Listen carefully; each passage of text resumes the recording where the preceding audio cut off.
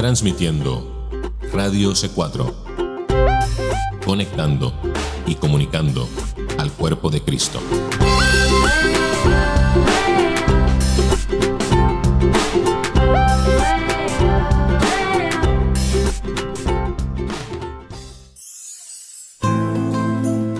A partir de este momento, Radio C4 presenta Estudiando el Antiguo Testamento con Karina Guidi. Para comunicarte con este programa puedes escribirnos a miradiocc4@gmail.com o enviando un mensaje de texto al 239-949-90.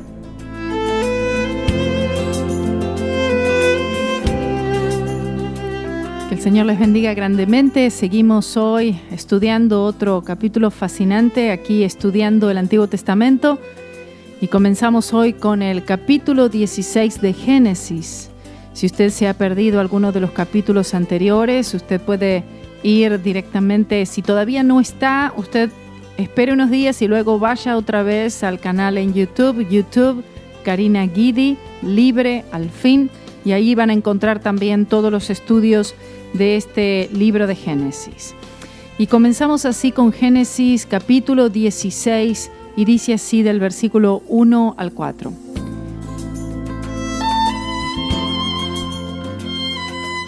Sarai, mujer de Abraham, no le daba hijos, y ella tenía una sierva egipcia que se llamaba Agar. Dijo entonces Sarai a Abraham: «Ya ves que Jehová me ha hecho estéril, te ruego pues que te llegues a mi sierva, quizá tendré hijos de ella». Y atendió Abraham al ruego de Sarai. Y Sarai, mujer de Abraham, tomó a Agar, su sierva egipcia, al cabo de 10 años que había habitado Abraham en la tierra de Canaán, y la dio por mujer a Abraham su marido. Y él se llegó a Agar, la cual concibió, y cuando vio que había concebido, miraba con desprecio a su señora.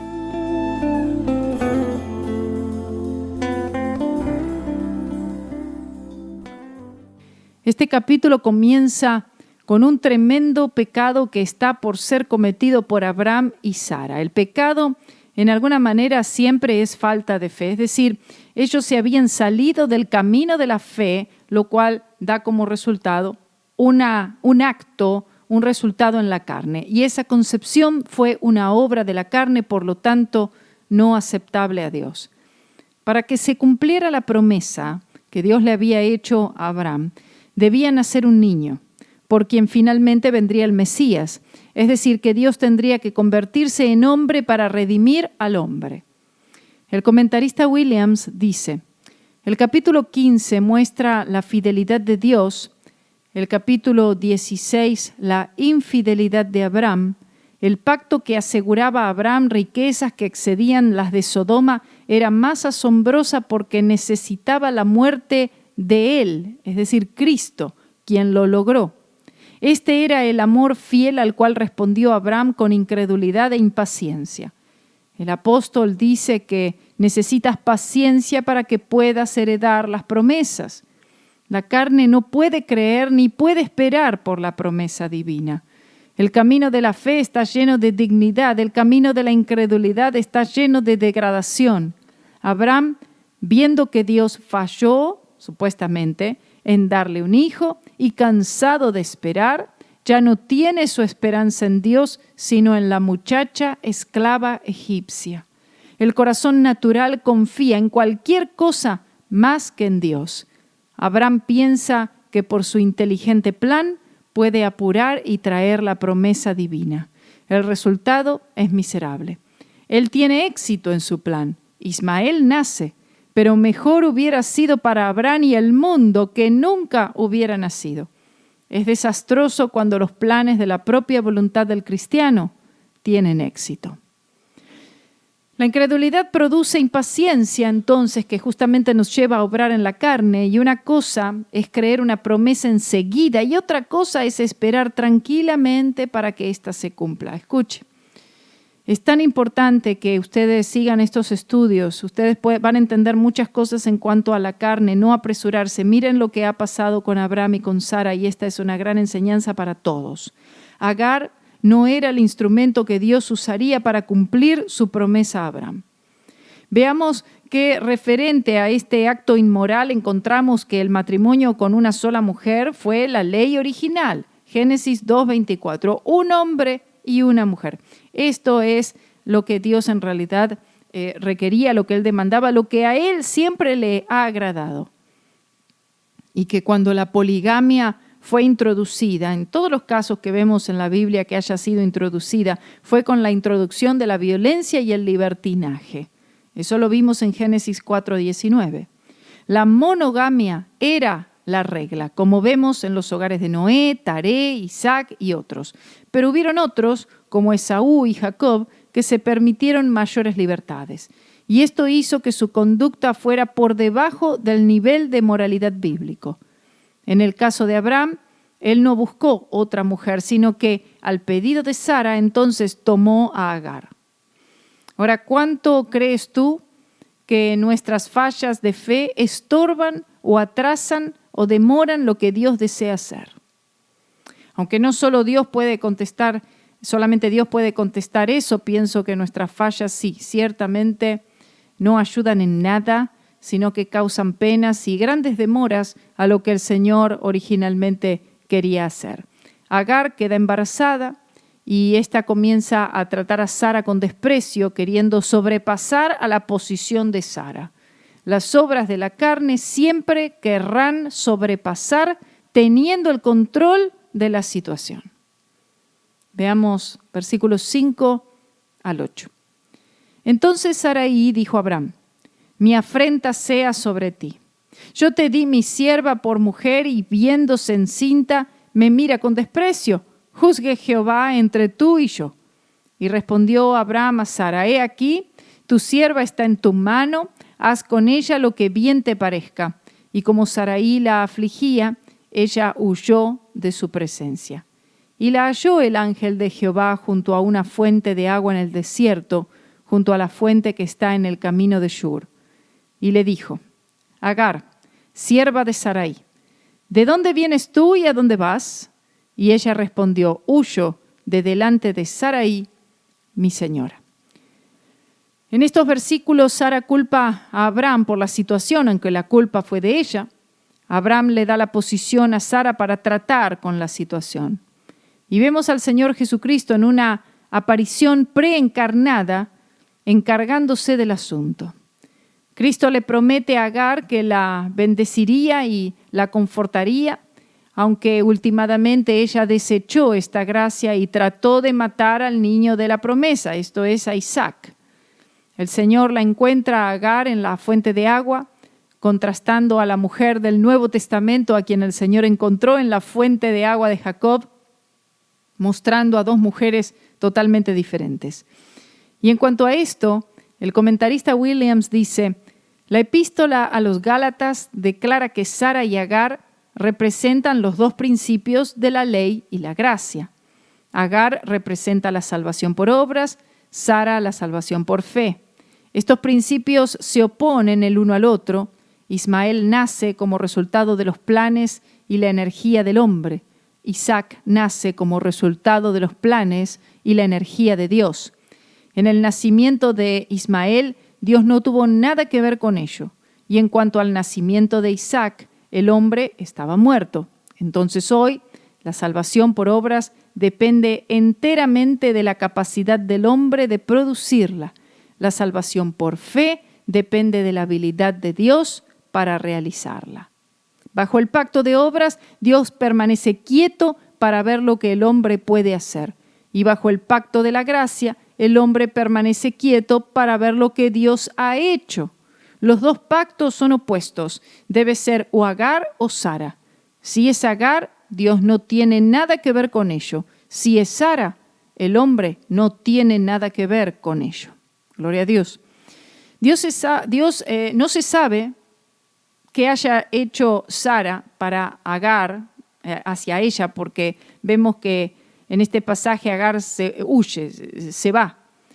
No sabemos qué es lo que le pudo haber hecho Sara, pero lo que haya sido debió ser algo muy fuerte para que Agar tomara esa decisión. Y veamos en el versículo 8 cómo el ángel del Señor se refiere a Agar y la llama sierva de Sarai. Es decir, que el Señor no la reconoce como la mujer de Abraham y le recuerda su posición original, que es la de una sierva. A pesar de que Agar no formaba parte del pacto, el Señor le prestó una atención especial. Y versículos 19 al 12 sigue diciendo: y le dijo el ángel de Jehová: vuélvete a tu señora y ponte sumisa bajo su mano. Y le dijo también el ángel de Jehová: multiplicaré tanto tu descendencia que no podrá ser contada a causa de la multitud. Además le dijo el ángel de Jehová: he aquí que has concebido y darás a luz un hijo y llamarás su nombre Ismael, porque Jehová ha oído tu aflicción. Y él será hombre fiero, su mano será contra todos y la mano de todos contra él, y delante de todos sus hermanos habitará. Esto fue algo profético que es real hoy en día. El Señor demanda que Agar se ponga bajo su señora Sara y se someta a ella. El Señor le promete que la simiente de Agar sería una gran multitud, aunque no menciona nada en cuanto a la fe. El Señor le dijo el nombre por el cual debía llamar a su hijo, Ismael, que significa Dios oirá. El mundo árabe, que descendió de Ismael, describe perfectamente lo que fue predicho por el Señor aquí. La sierva no puede ser eliminada por medio de un trato con dureza. Es decir, aquí ella como la sierva fue tratada duramente y Sara ahora quería eliminarla. Esta no era la manera. Cuando cometemos errores, como lo hizo Sara, y nos encontramos con los resultados de estos errores, no podemos contrarrestar estos resultados portándonos duramente. Frecuentemente tratamos este método, pero así lo hacemos, la situación va a empeorar. Si hemos hecho mal, debemos humillarnos, confesar el error, esperar en Dios por liberación. Y Sara no hizo esto. En vez de esperar en Dios por la liberación, ella trató de liberarse a sí misma en su propia manera. Sin embargo, siempre veremos que cuando nos esforzamos en rectificar nuestros errores a nuestra propia manera, esto tiende a ser el camino más dificultoso. Vemos que Agar tuvo que volver para dar a luz a su hijo, quien no era el hijo de la promesa, sino una gran prueba para Abraham y su casa. La gracia perdona el pecado y restaura el alma, pero de todas maneras, eso que se ciega es lo que se recoge. Abraham y Sara tuvieron que soportar la presencia de la sierva y su hijo por años, y entonces la separación fue hecha a través de los medios de Dios. Ahora, ¿Agar se sometió verdaderamente? En parte sí, pero no totalmente. Se sometió de alguna manera externa, pero nunca se sometió de corazón. Ahora, viendo a Agar, ella es como muchos en la iglesia moderna, es decir, ella está en la iglesia, es decir, el pacto, pero nunca es parte del pacto, nunca llega a disponer de los beneficios de la cruz porque tiene su fe en sí misma. Agar nunca reconoció a Isaac como la simiente prometida, sino que trató de matarlo, como lo dice Gálatas 4:29. En realidad lo persiguió, pero significa eso, que lo que quería era matarlo. Entonces ella representa todos los que tratan de obtener la promesa por la carne, lo cual significa tomar otro curso diferente fuera de la cruz de Cristo. Gálatas 4:23 al 25. Isaac, por otro lado, representa la cruz, mientras que Ismael representa la carne. Y estas dos direcciones siempre están frente a la iglesia. Una o la otra debe ser elegida. Y cualquiera de las dos que se elige, la otra debe ser echada fuera. Porque una cancela la otra, o es la carne o es la fe. Lamentablemente, la mayoría de la iglesia ha elegido la carne y ha desechado la cruz. Y esto lo vemos por el fruto que la iglesia ha producido, es decir, el fruto de la carne y no del espíritu. Como dice en Gálatas 5, todos estos pecados de la carne. Si el creyente desea obtener la promesa, todo lo que Cristo hizo en la cruz, debe desechar la carne.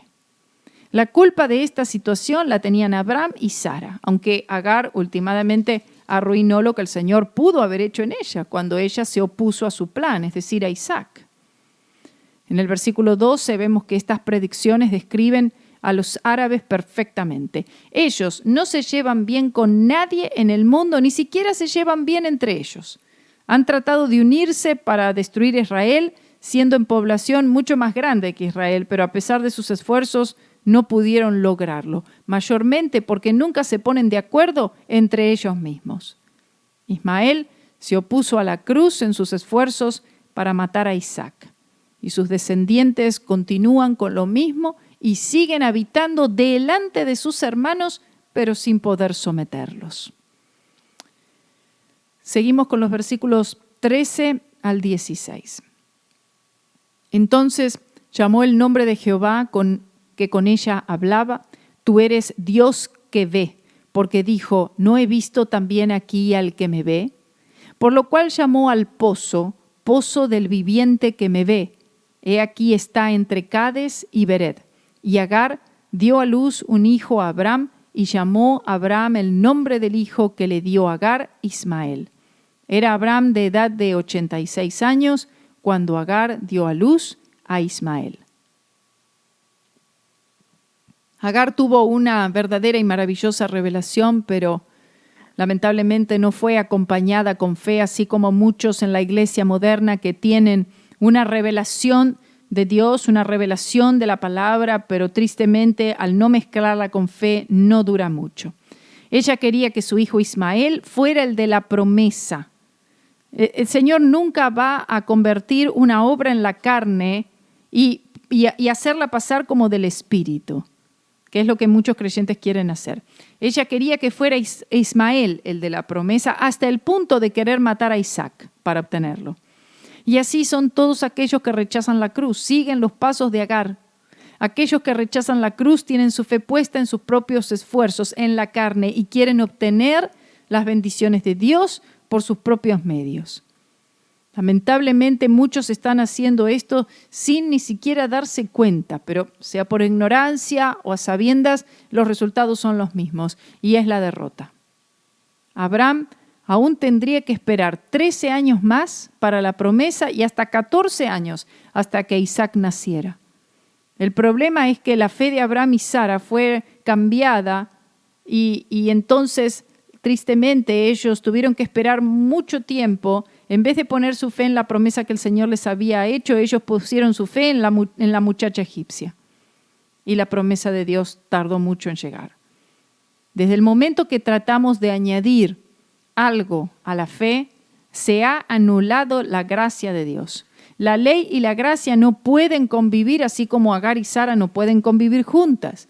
Una de las dos tiene que irse, y en la vida del creyente, por supuesto, que la que debe irse es Agar. Es decir, todo esfuerzo hecho en la carne es la que debe irse. Si es gracia, debe ser todo gracia. No puede ser mitad gracia y mitad ley. Los dos pactos, uno de obras y el otro de fe, son perfectamente distintos. Es por esta razón que Ismael, espiritualmente hablando, debe irse. Isaac e Ismael no pueden permanecer en el mismo lugar. De ser así, Ismael terminaría matando a Isaac. El primero es el hijo de la promesa, mientras que el segundo es una obra de la carne. Y esto es lo que el creyente enfrenta al vivir para Dios. El creyente recurre a sus propios esfuerzos y los esfuerzos de otros, aceptando a Ismael, o puede depender totalmente en Cristo y lo que Cristo ha hecho en la cruz, dependiendo así en Isaac, por así decirlo. Gálatas 4:30 dice, mas, ¿qué dice la Escritura? Echa fuera a la esclava y a su hijo, porque no heredará el hijo de la esclava con el hijo de la libre. Cualquier cosa que el creyente ponga delante de sí o de otros como algo necesario, es decir, dicen, hay que hacer esto o hay que agregar esto y esto es necesario, y si tú no haces esto o aquello, entonces tú no puedes ser salvo, tú no puedes tener la victoria sobre el pecado, el mundo y el diablo. Es decir, se está añadiendo algo al sacrificio de Cristo, a la obra consumada del Señor Jesucristo. Y todos aquellos que dicen, tienes que hacer esto y tienes que hacer aquello, y la cruz es poco o nada mencionada, lamentablemente Dios no podrá aceptar nada de todo eso. Y es más, lo cual es añadir a la cruz. La cruz, aunque sea mencionada o no, se convierte en el punto de contienda. Nadie puede negar la cruz como el punto esencial del cristianismo sobre una posición teológica. Es decir, nadie puede negar la cruz, nadie puede refutar que es por medio de la cruz de Cristo, pero sí sobre una posición de moralidad. Teológicamente nadie puede refutarlo, pero sí sobre una posición de moralidad. ¿Qué significa esto? Significa esto: el mensaje de Cristo, que Él vino a este mundo y murió para salvar a los pecadores, es un mensaje simple. Consecuentemente, ningún individuo puede decir que rechaza la cruz simplemente porque no puede entender lo que Cristo hizo en la cruz. Si se rechaza, no es por falta de entendimiento, sino que es sobre una posición de moralidad. Y muchos, es verdad, no lo entienden. ¿Por qué? Porque no creen, porque no quieren entender. Pero lo rechazan por una posición de moralidad. En otras palabras, hablando de un creyente o un no creyente, la causa siempre es incredulidad, orgullo, propia voluntad, etc. Los creyentes no quieren deshacerse de sus Ismaeles tan fácilmente.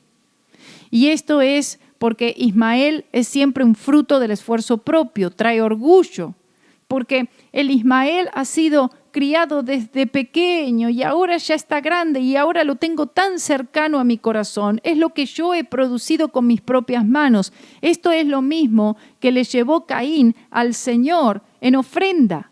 Algo que él produjo de sus propias manos. Exactamente lo mismo. El esfuerzo propio, el orgullo propio, obras. Y el Señor no podrá recibir Ismaeles, solamente Isaac. Por eso los métodos que la iglesia moderna ha creado son de la carne. 40 días de propósito, todo tipo de métodos, todo tipo de estrategias, de programas, de actividades, tantas cosas que son hechas, que todo desembocó ¿a qué? A falsas doctrinas que están minando a las iglesias y pervirtiendo a los creyentes. Ninguno de estos métodos traen la victoria, sino que solamente derrota, sin importar cuán piadosos se vean estos métodos, cuán piadosas se vean estas obras. Vemos cómo el mundo no pentecostal ha tratado de predicar la cruz sin el Espíritu Santo. No quieren nada del Espíritu Santo, aunque dicen creer en el Espíritu Santo, pero no quieren nada que tenga que ver con el mover, con el poder del Espíritu Santo y su operación. Y por otro lado vemos el mundo pentecostal que ha tratado de predicar el Espíritu Santo pero sin la cruz, lo cual lleva al fanatismo. Si la iglesia no vuelve a la cruz de Cristo, no va a tener ni la cruz, ni salvación, ni santificación, ni el Espíritu Santo, y la situación será cada vez peor. Si no vamos a la manera de Dios, si la manera de Dios es solamente y exclusivamente a través de la cruz de Cristo, lamentablemente no solamente que no vamos a recibir nada de parte de Dios, sino que vamos a perder quizás lo poco que hemos conseguido. Eso es todo, pero no se vayan porque tenemos ahora el próximo capítulo. Esto es todo del capítulo 16, pero ahora vamos a pasar al capítulo 17 tras la pausa. Gloria a Dios. Bienvenidos, amados oyentes. Es un gusto recibir su compañía. Mi nombre es Cristina Herrera y a través de... Buenos días para toda la hermosa audiencia. Gracias por acompañarnos en este día. Esto es Programa La Invitación del Señor. Saludos a todos donde quiera que ustedes me estén escuchando. Es una bendición estar con ustedes de nuevo aquí. Alisten su café. Bueno, en otra ocasión estaremos entrevistando a más personas que nos darán su testimonio, testimonios increíbles que el Señor ha hecho. Así que bueno, no se olviden. Que el Señor les bendiga, queridos hermanos, hermanas en Cristo, familiares y amigos que nos oyen hoy en otro programa de Libre al Fin. Saludos a todos los que nos han sintonizado. Usted sabe que cada vez hay más oportunidad de escuchar y sintonizar YouTube, Facebook.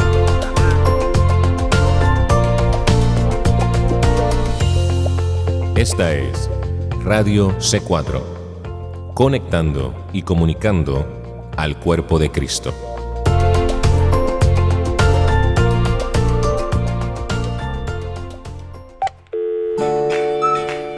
Radio C4 se puede escuchar marcando el número 518-800-1042 518-800-1042. Llama hoy al 518-800-1042 y escucha también a través de una llamada telefónica.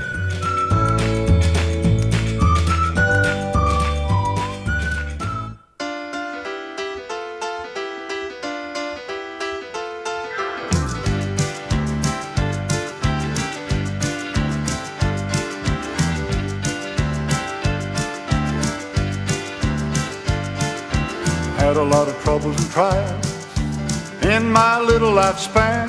When I'm standing alone and the battle gets hot, I always do the best I can.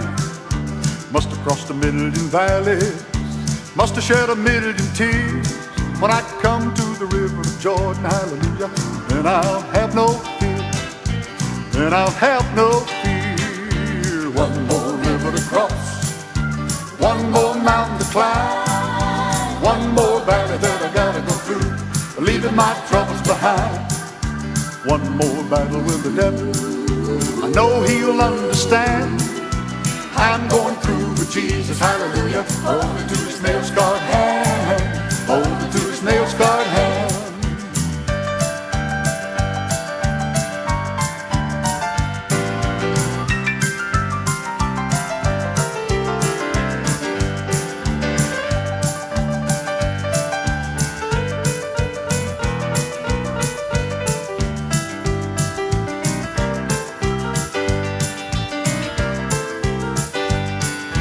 Been a lot of people talking about me since I walked this narrow way. Just another little valley, came through it when I prayed. Climbed a lot of high mountains, crossed a lot of little streams. I see old Jordan cold and dark, I'll be the last for me, I'll be the last for me.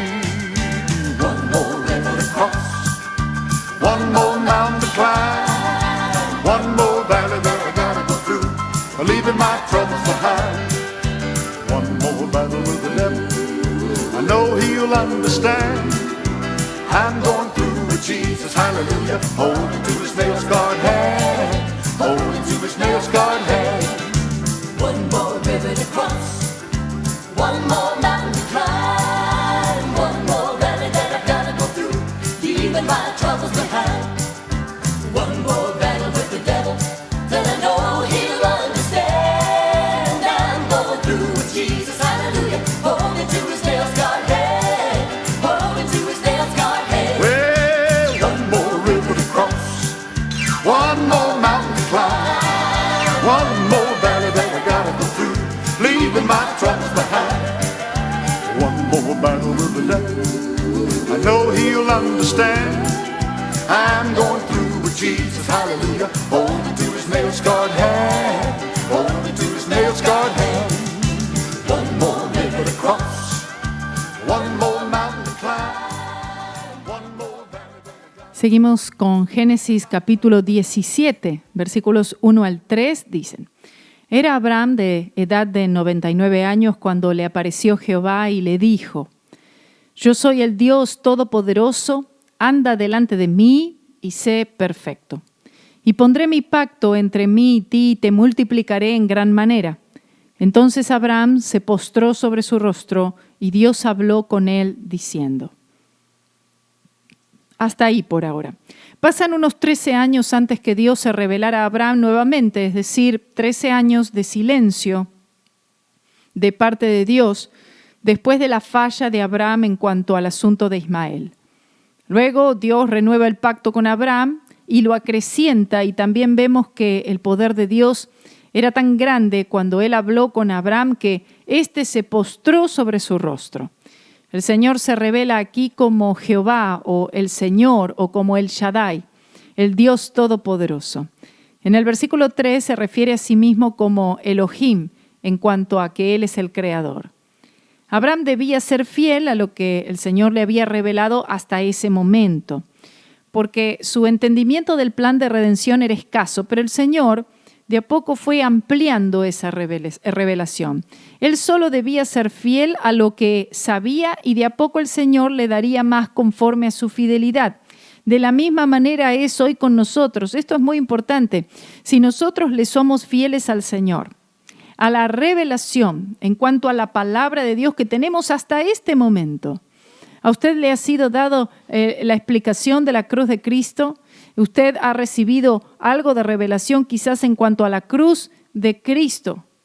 Bueno, aunque sea poco, si usted le es fiel a eso, el Señor seguirá expandiendo esta revelación, pero debe ser fiel a lo que el Señor le ha dado hasta ahora. En el versículo 1 no se refiere a que Dios le demandara perfección, sino se refiere a que Abraham debía dejarse en Dios, debía confiar y depender solamente en Él para todo. Y esto es en cuanto a la llegada de Isaac. Versículos 4 al 7. He aquí mi pacto es contigo y serás padre de muchedumbre de gentes. Y no se llamará más tu nombre Abram, sino será tu nombre Abraham, porque te he puesto por padre de muchedumbre de gentes. Y te multiplicaré en gran manera, y haré naciones de ti, y reyes saldrán de ti. Y estableceré mi pacto entre mí y ti, y tu descendencia después de ti en sus generaciones, por pacto perpetuo, para ser tu Dios, y el de tu descendencia después de ti. El nombre del patriarca es cambiado de padre exaltado a padre de muchedumbre, y esto sería un pacto eterno. Esta muchedumbre de la que habla aquí se refiere a las multitudes que vendrían a Cristo. Esta muchedumbre, esta gran descendencia, son todos aquellos que han recibido al Señor Jesús como Salvador. Los dos grandes reyes que salieron de Abraham fueron David y Salomón, pero el mayor de todos estos, Jesucristo, el Rey de Reyes y Señor de Señores. El pacto que Dios haría con Moisés sería un pacto temporario. En cambio, el que hizo con Abraham sería eterno, simplemente porque involucra muchas cosas y su resultado final es la justificación por la fe, es decir, el nuevo pacto, como vemos en Hebreos 13:20. Versículos 8 y 9.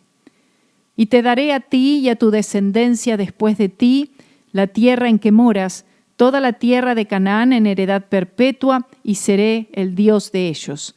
Dijo de nuevo Dios a Abraham, en cuanto a ti, guardarás mi pacto, tú y tu descendencia después de ti, por sus generaciones. Tanto los judíos como los árabes apuntan a dos, a Abraham como su padre. La diferencia es la simiente.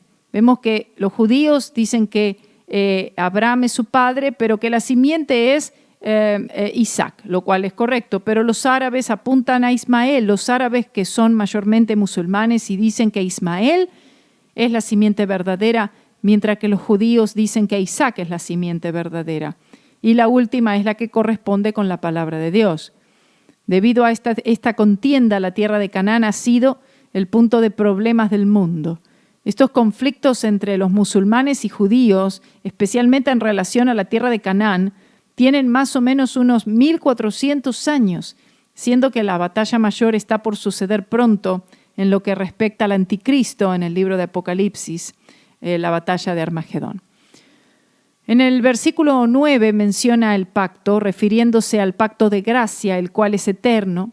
Israel, después de convertirse en nación unos 400 años más tarde, reconocieron el gran pacto como fue dado a Abraham, pero en vez de hacerlo el pacto del fundamento, pusieron la ley o el pacto de Moisés en primer lugar y el pacto de Abraham lo pusieron en segundo lugar, es decir, que lo invirtieron.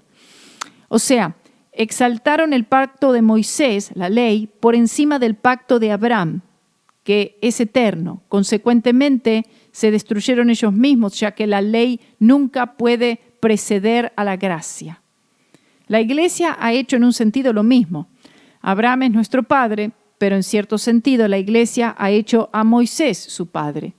Aunque esto sucede de manera sutil y sin reconociéndolo, el hecho es que si miramos a las leyes creadas por el hombre, en vez de la cruz de Cristo, las leyes, sea la ley de Moisés, sean las leyes de la iglesia, sean reglas, reglamentos de las iglesias, en vez de mirar exclusivamente la cruz de Cristo, que es la gracia de Dios, lo que hemos hecho es que hemos desechado la gracia de Dios.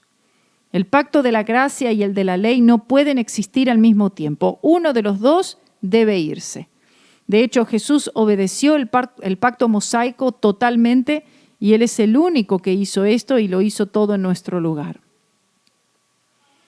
Nosotros debemos funcionar en el pacto de la gracia, que en efecto es el pacto abrámico, Romanos 4:16, del cual Jesús es el resultado. Pero lamentablemente el pacto de la ley parece ser mucho más atractivo para los millones de cristianos religiosos.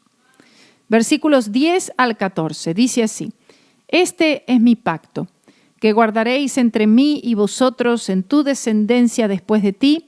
Será circuncidado todo varón de entre vosotros. Circuncidaréis, pues, la carne de vuestro prepucio, y será por señal del pacto entre mí y vosotros. Y de edad de 8 días será circuncidado todo varón entre vosotros por vuestras generaciones, el nacido en casa y el comprado por dinero a cualquier extranjero que no fuere de tu linaje. Debe ser circuncidado el nacido en tu casa y el comprado por tu dinero, y estará mi pacto entre vuestra carne por pacto perpetuo. Y el varón incircunciso, el que no hubiere circuncidado la carne de su prepucio, aquella persona será cortada de su pueblo, ha violado mi pacto. La circuncisión era la señal física de este pacto. Cada bebé varón debía ser circuncidado a los 8 días de nacido, y ningún bebé podía ser excluido de esto, ni siquiera los esclavos.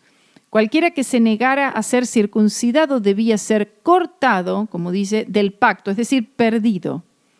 En el capítulo 4 de Romanos dice que la circuncisión era una señal de la justicia de fe. Abraham creyó a Dios y le fue contado por justicia. Siendo nosotros contados justos, Dios puso su señal sobre Abraham y todos los que le sigan en este principio de fe.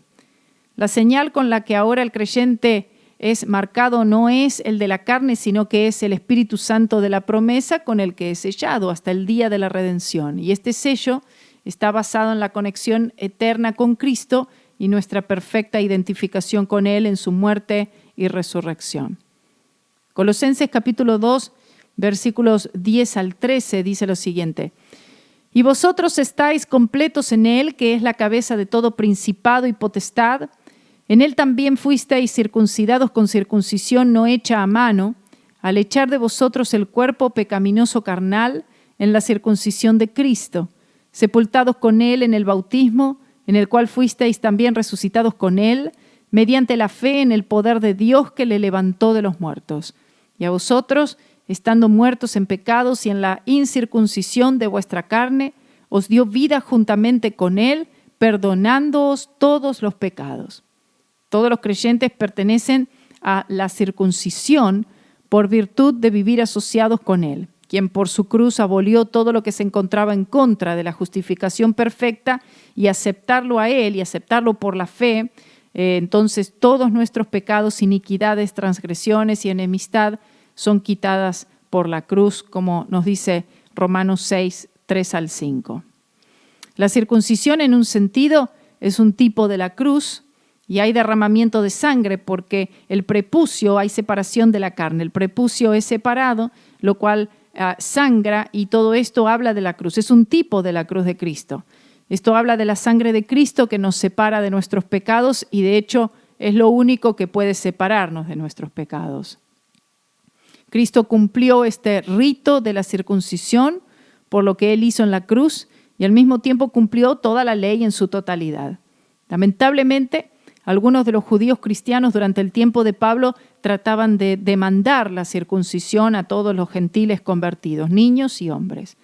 Sabiendo que Cristo cumplió este acto físico particular con lo que Él hizo en la cruz, por lo que convirtió este acto físico en algo no significativo. Pero eso es en realidad lo que significa. Fíjense que en Gálatas 5:2 dice: He aquí, yo Pablo os digo que si os circuncidáis, de nada os aprovechará Cristo. Esto no significa que Pablo estuviera oponiéndose al acto físico de la circuncisión. Pero si se oponía a este acto, y si se creía que no era necesario, si alguien se oponía a este acto, esto era en el Antiguo Testamento, por supuesto perdían la salvación. Ahora esto está hablando de lo que Cristo hizo en la cruz. Si nosotros nos oponemos a Cristo, lo que Él hizo en la cruz, lamentablemente perdemos toda esperanza de salvación. Por eso esto no significa que Pablo estuviera oponiéndose al acto en sí de la circuncisión, pero si él se oponía a este acto, si se pensaba que este acto podía traer salvación. Lo que Cristo hizo en la cruz fue suficiente o no fue. Y debido a que lo que Cristo hizo en la cruz sí fue suficiente, entonces ni la circuncisión ni ningún otro rito o acto físico sería necesario. Como se dijo antes, no se puede tener los dos pactos al mismo tiempo, el de la ley y el de la gracia como el objeto de la fe. Solamente puede ser por la fe a través de la obra consumada de Cristo. El apóstol dice que si cualquier hombre se somete al acto físico de la circuncisión, pensando que esto puede otorgarle algún beneficio espiritual, dice, de nada os aprovechará Cristo. Desafortunadamente allí es donde la mayoría de la iglesia moderna se encuentra actualmente. O sea, si confían en la ley o confían en cualquier tipo de ley, cualquier tipo de estatuto, de reglamento, de regla, lo que sea que haya sido estipulado por una iglesia, por un hombre o por ellos mismos, entonces no tiene ningún provecho o beneficio lo que Cristo hizo en la cruz por ellos, porque ellos están confiando, dependiendo en alguna ley, en obras. De acuerdo al comentarista llamado Pulpit, la circuncisión dice varias cosas. Número 1, era una señal de la fe de que Cristo descendería de Abraham. Número 2, la circuncisión sería una representación simbólica de la separación de la carne y del pecado en general. 3, era para distinguir la simiente de Abraham de la de los gentiles. 4, era para perpetuar la memoria del pacto de Jehová. 5, era para albergar en la nación la esperanza de la llegada del Mesías.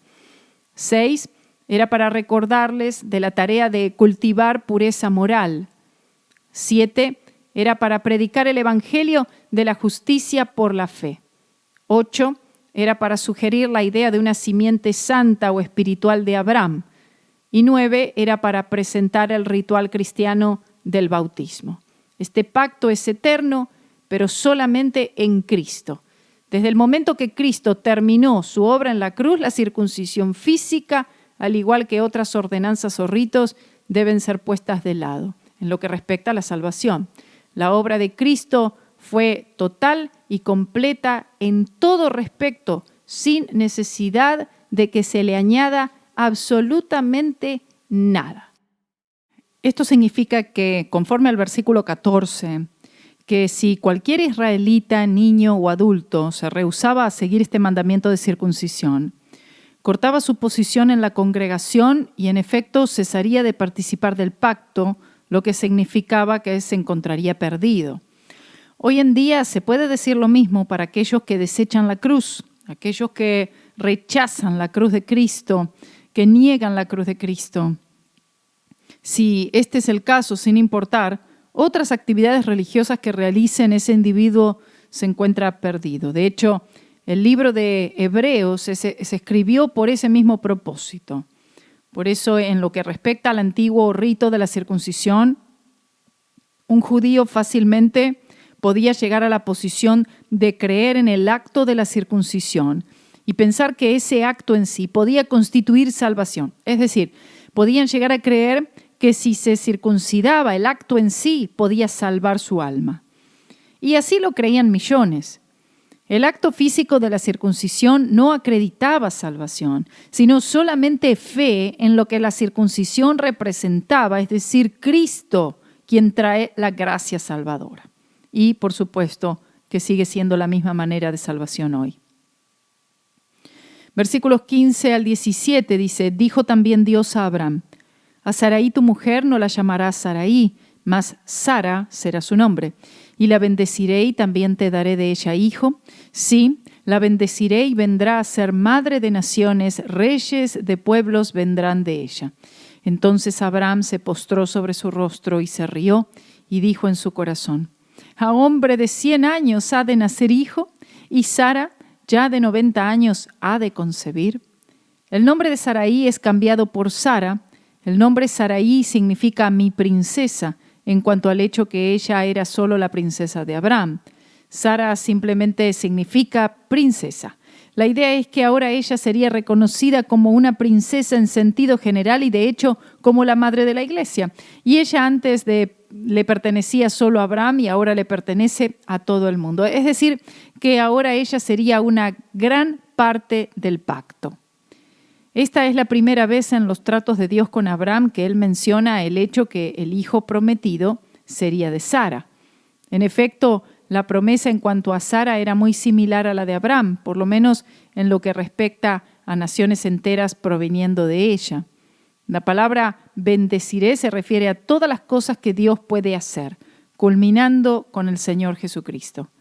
El pacto de la circuncisión era para que estuviera efectivo hasta que viniera el Mesías. El hecho que el rito de la circuncisión era llevado a cabo en el hombre y no en la mujer, ya que ella estaba exenta, nos dice varias cosas. Nos muestra que el hombre era el responsable por la caída, ya que la simiente de procreación está en él.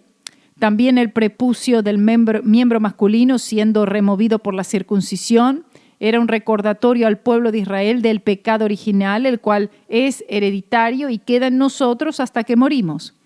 Aunque Eva fue tentada y cayó primero, debido al hecho que la simiente estaba solo en el hombre y no en la mujer, encontramos que la mujer fue exenta por Dios de la circuncisión. Así Dios mostró en el rito de la circuncisión toda la teología de la redención, el pecado y la gracia.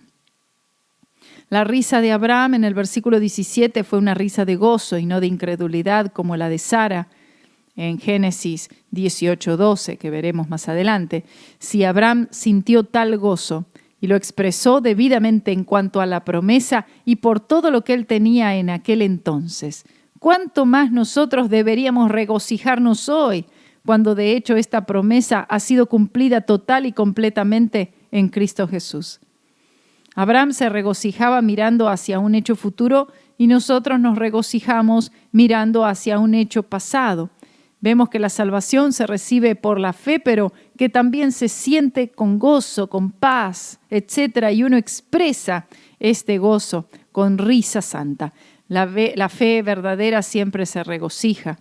Es decir, la fe en Cristo y lo que Cristo hizo en la cruz, así como lo demostraba Abraham, muestra gozo, que es el gozo de nuestra salvación.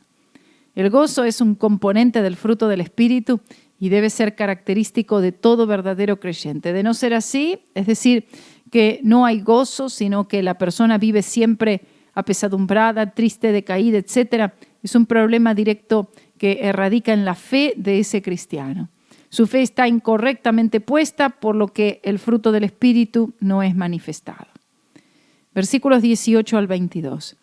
Y dijo Abraham a Dios: ojalá Ismael viva delante de ti.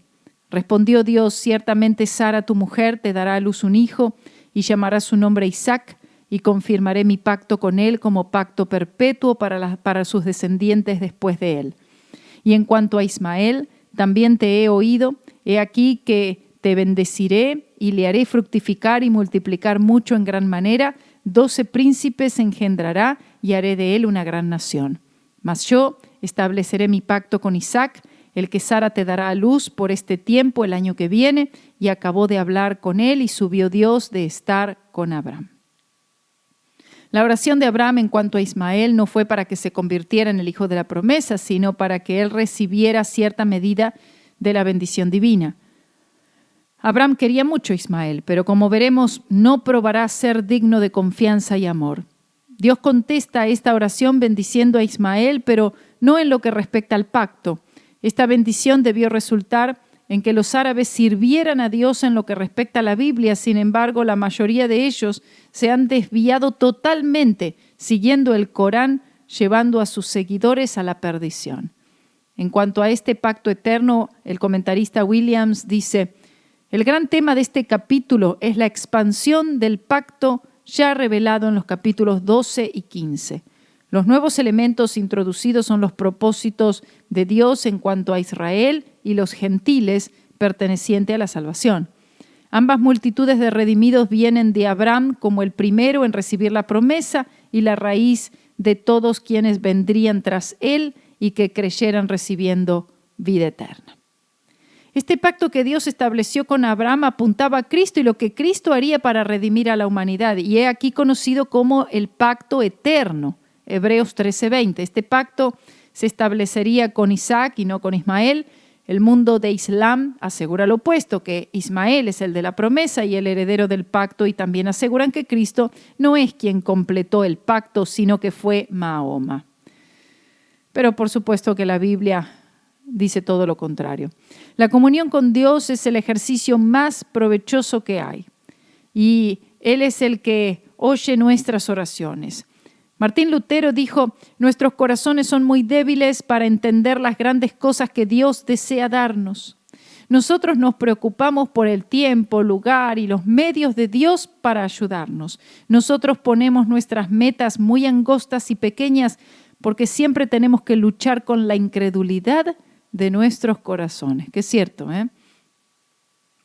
Versículos 23 al 27. Entonces tomó Abraham a Ismael su hijo y a todos los siervos nacidos en su casa y a todos los comprados por su dinero, a todo varón entre los domésticos de la casa de Abraham, y circuncidó la carne del prepucio de ellos en aquel mismo día, como Dios le había dicho. Era Abraham de edad de 99 años cuando circuncidó la carne de su prepucio, e Ismael su hijo era de 13 años cuando fue circuncidada la carne de su prepucio. En el mismo día fueron circuncidados Abraham e Ismael su hijo, y todos los varones de su casa, el siervo nacido en casa y el comprado del extranjero por dinero fueron circuncidados con él. Vemos que Abraham obedeció minuciosamente al Señor en cuanto a la circuncisión. Todos los hombres y niños fueron circuncidados, los cuales en un sentido formaron parte del pacto. Ahora la pregunta es, ¿eso también significó que todos ellos fueron salvos? Otra vez, la salvación nunca es por ritos, rituales, ordenanzas o ceremonias. La salvación es solamente por la fe en Cristo y su obra en la cruz, y nunca por los diferentes símbolos que representan esa fe. Aunque Ismael fue circuncidado físicamente, no fue así en su corazón. De la misma manera, millones fueron bautizados en agua o participan de alguna actividad o un ministerio en una iglesia o muchas otras cosas que puedan ser símbolo de la regeneración, pero no son salvos, porque ceremonias y actos externos no salvan a nadie. Y Nicodemo es un excelente caso. Él era un gobernador de los judíos y definitivamente había sido circuncidado, es decir, que él había entrado en el pacto. También uno puede decir que era un buen hombre y de hecho era un estudiante de la palabra, pero la verdad es que Nicodemo no era salvo. Cuando él se le acerca a Jesús y menciona sobre los milagros que Cristo había hecho, Jesús ignora lo que él le dijo y él le dice: de cierto te digo que el que no naciere de nuevo no puede ver el reino de Dios. Lamentablemente hay millones que van a las iglesias, sirven en las iglesias, estudian la palabra, pero nunca han nacido de nuevo. No pueden ser salvos sobre una base errónea fuera del genuino arrepentimiento y fe en Jesús y su sangre derramada en la cruz, ofreciéndose a Él mismo. El último versículo de este capítulo nos dice que todos los miembros de su casa fueron salvos. Esto es, si ellos creyeron. Entonces, también nos dice que no hay distinción para el Señor en cuanto a quién puede ser salvo, porque todos pueden ser salvos si así lo desean. La salvación no es difícil. El apóstol Pablo dijo: porque todo aquel que invocare el nombre del Señor será salvo, en Romanos 10:13. Dice aquí que todos fueron circuncidados con él. Si todos ellos creyeron como creyó Abraham, definitivamente también fueron salvos. Eso es todo este capítulo 17 y volvemos aquí estudiando el Antiguo Testamento con el capítulo 18 en adelante. Que el Señor les bendiga grandemente. The pathway seems narrow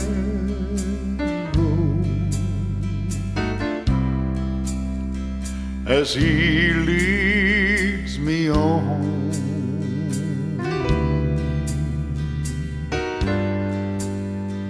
I walk in His shadow.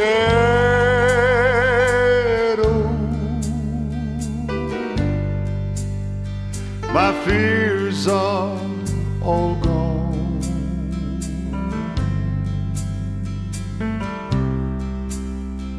My spirit grows stronger. Yes, each moment, each day.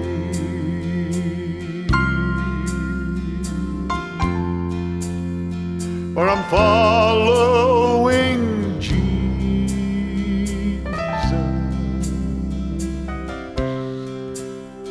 each step of the way.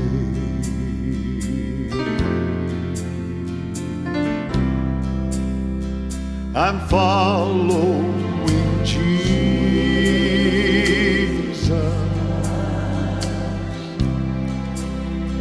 one step at a time.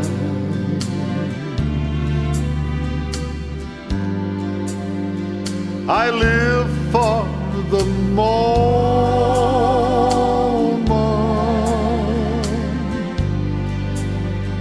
in His love divine.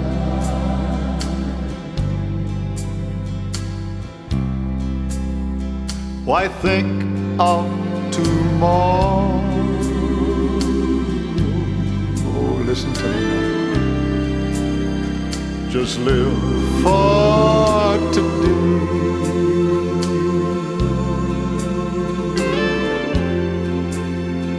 I'm following Jesus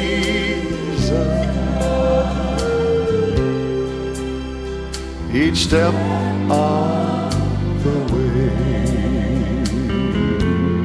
One more time now. I'm following Jesus each step of the way.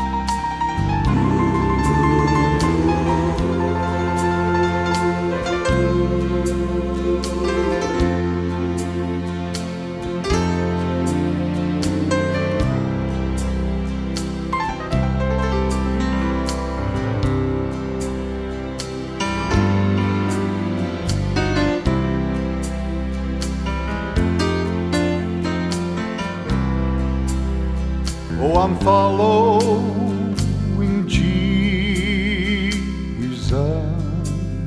Yes, I am. One step at a time.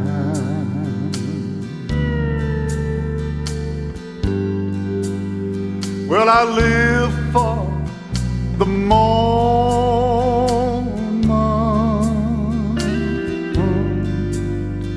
in His love divine. Yes, I do. Why think of tomorrow? Just live for today. I'm doing my best, Lord. Estudiando el Antiguo Testamento con Karina Guidi es una producción de Radio C4. Para una copia de este programa, comunícate con Radio C4 en www.radioc4.com o miradiocc4@gmail.com. Que Dios les bendiga. I'm following Jesus